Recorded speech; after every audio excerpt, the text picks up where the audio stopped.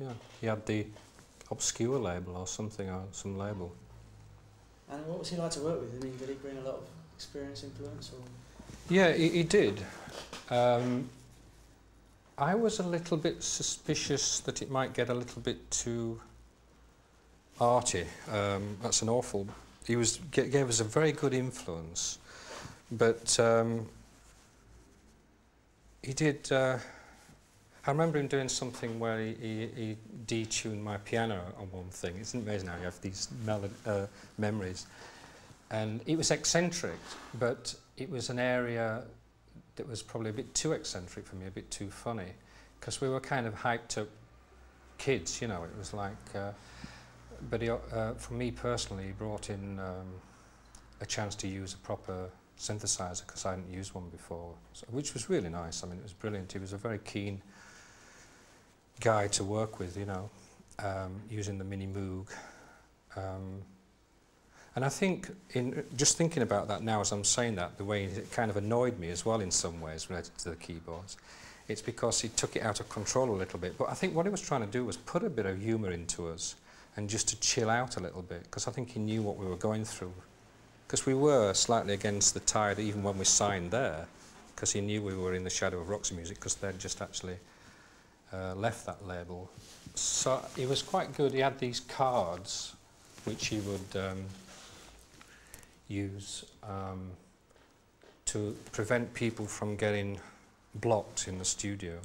So you'd just choose these cards and it'd say like, piss off and have whatever, go and get fish and chips and have a chat, or just to try and loosen things up. So it was quite helpful then, because it was, but like it is a bit of a long time ago. Yeah.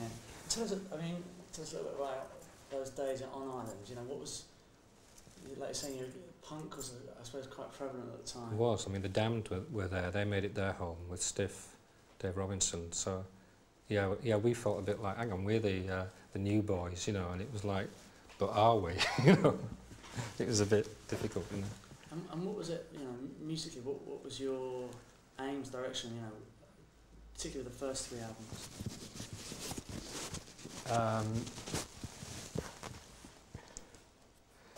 Sounds a bit dumb to say, but I think it was just a constantly experiment. We'd made a conscious decision. We actually got the deal from doing pop tunes, because we really did that thing, making pop records. Steve Lillywhite, the producer, got us in at Phonogram Studios at downtime at the weekend. This is before we got the deal.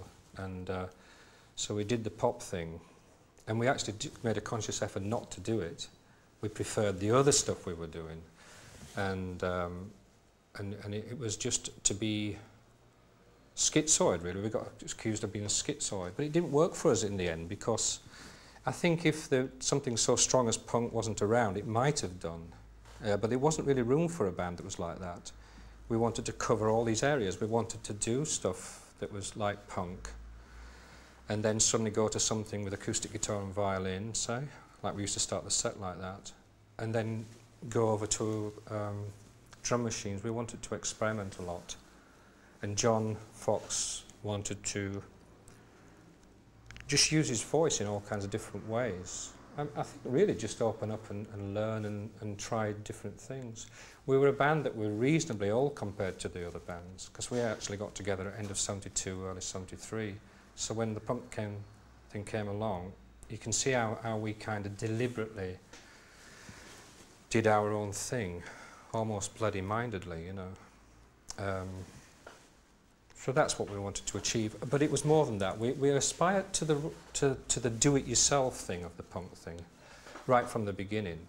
And we were quite anti... I wasn't anti-improvisation, because I liked the idea of an album to experiment. But I did subscribe a little bit to the fact that it was getting overblown before punk came along. We all did.